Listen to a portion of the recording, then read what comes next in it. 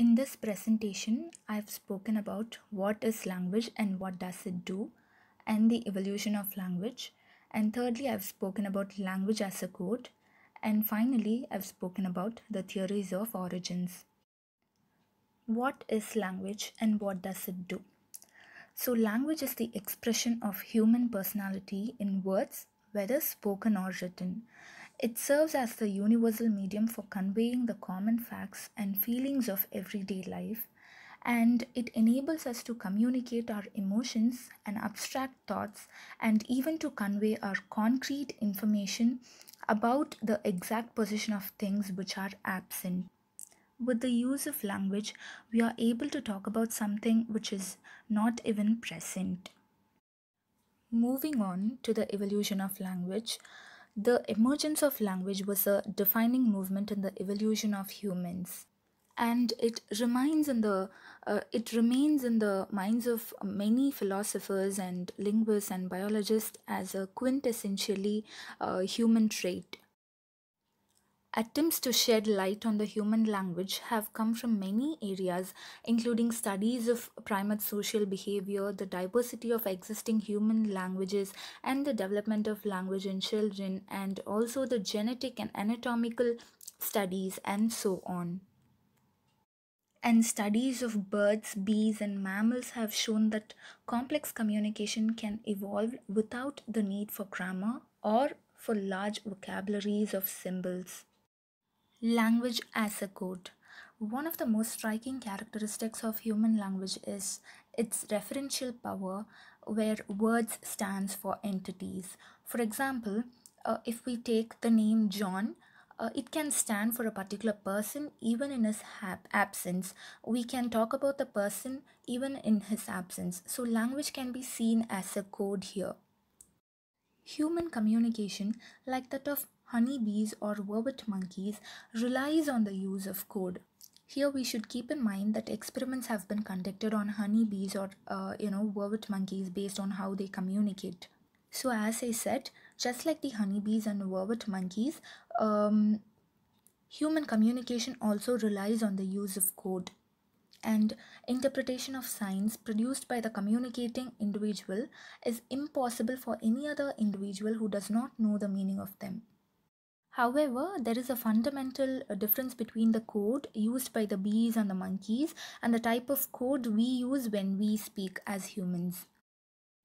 And now we'll be looking at some of the speculations that revolve around the origin of language. So when it comes to the origins of language, we have a number of theories that say from where language first originated. For example, if you take Max Muller, he thinks that all human languages have a single common origin, and if you take Charles Darwin, he believes that the origin of language is the imitation of natural sounds and the voices of other animals and man's cries. And for Noam Chomsky, he claims that origin of language is mutation of brain cells. So it is clear that so many people have different theories concerning the origins of language. It should also be kept in mind that there is no definitive answer to the question of how language first originated. Let us now quickly move on to some of the theories of origins. So firstly, I'll be talking about the divine source. In the biblical tradition, that is, people who followed Christianity believed that God created Adam, and whatsoever Adam called every living creature, that was the name thereof. So people believed that whatever Adam uttered while seeing a thing, it was the name of that object or a bird or animal, whatever it is. And meanwhile, people who followed the Hindu tradition, that is Hinduism, they believed that it is Saraswati, the wife of Brahma, who brought the language to humanity. She is credited, with bringing language to humanity. Likewise, in most religion, there appears to be a divine source which was the cause for the language to come into existence. And in order to rediscover the original language, few experiments were carried out, but the results were conflicting. Moving on to the natural sound source, It is a theory which is based on the process of onomatopoeia. So the basic idea of this theory is that early primitive words could have been imitations of natural sound sources, natural sounds, which were heard by the first humans, and they mimicked the sounds. Under the natural sound source, we have two theories, that is Bhava Theory and the Pupu Theory. And in the Bhava Theory, according to this theory, the first humans imitated the animal sounds in order to refer to a certain animal. And so, when the first humans heard a bird making a tweet sound, they could have imitated that sound to tell one of their, other human who is next to them. And unfortunately, this theory only works to a limited extent because it is quite difficult to imitate the sound of a rock, a tree, or a cave. And it does not, quite adequately explain the creation of words for objects that are lifeless, inanimate, and objects that are soundless. This theory seems to assume that the language is based on the set of words naming objects, and therefore it cannot be considered to be a complete explanation for the origin of language. Moving on to the Pupu theory. So, according to this theory, the first words developed from the natural cries of emotion made by the first humans. Sounds that are produced by humans under emotional circumstances. For example, exclamations of joy, anger, pain, or surprise, such as, ouch, wow, and all that, might have been the very first utterances of our ancestors.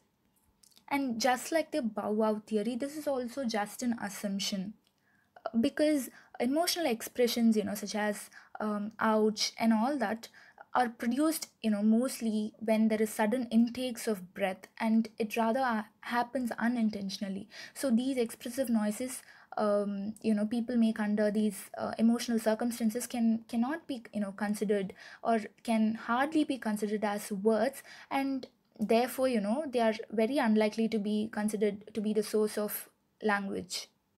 Moving on to the social interaction source, we have this yo-hi-ho theory under the social interaction source.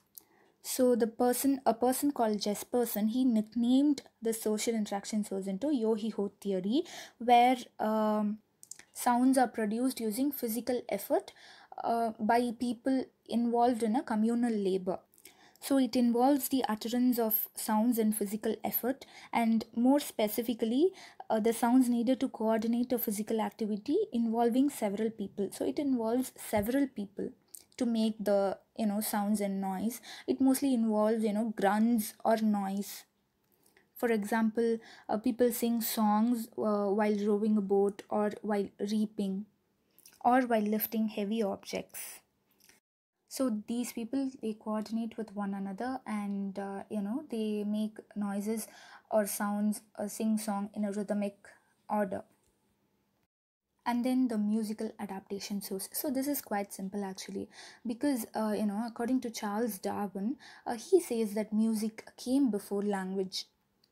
So before language came into existence, people used music as their medium of expression. They used it to express their feelings and their love towards the other person, and they used it to charm each other. And people were confused about the origin, and these were just speculations that music came first in order to charm people. Physical adaptation source. So in this physical adaptation source, we'll be seeing why humans are able to speak and why not animals. So the major difference is that the humans, physical features. So our physical features, gives us the capacities to speak, because we are the first people who tried to be bipedal. Our major transition to an upright posture, unlike animals, is also one of the reasons. And unlike the animals, humans' breathing process is also different, and we exhale while speaking. This process is unique, and it happens only to the two-legged ones. And the reconstructed vocal tract too. So the construction and position of the vocal tract is present only in humans, and it is also unique to the humans. And moving on to the human teeth, the position of teeth differs from animals. And human teeth are upright and it is not slanting outwards like those of apes, and they are roughly even in height. And humans' teeth are also smaller, so they are helpful in making sounds such as fa or va. And since human lips have more intricate muscle, it helps in making sounds like p, b, and m. Moving on to the mouth and tongue, so humans have a very limited extension of the mouth. It is quite small when compared to other primates, and it can be opened and closed rapidly. And it is also a part of an extended vocal tract. And unlike the primates who have thin, flat, and large tongue, humans have a much shorter, thicker, and more importantly, humans have more muscular tongue that helps in producing different types of sounds. And moving on to larynx and pharynx, so the larynx or the voice box, it differs significantly in position from other primates such as monkeys. And this larynx or the voice box contains the vocal folds, and above these vocal folds we have the pharynx, that is, a longer cavity. So this pharynx acts as a resonator for increased range and clarity of sounds produced via the larynx. So one unfortunate consequence of this development is that we get choked, humans get choked. So we know that we exhale while speaking, right? And when we eat, we inhale. So when both of these activities are performed together, there is blockage and hence choking happens. And this could even lead to death. Moving on to the tool making source, um, hands are important for gesture and sign language, and it was believed that manual gestures may have been a precursor of language. So this is done with the help of the brain, which is at work 24/7. And when it comes to speaking, the left hemisphere of the brain is very important, and the motor area, the motor cortex in the left hemisphere of the brain is very much closer to the articulatory organs, which makes speech possible. And these are some of the theories that suggest how language originated in the first place. Thank you.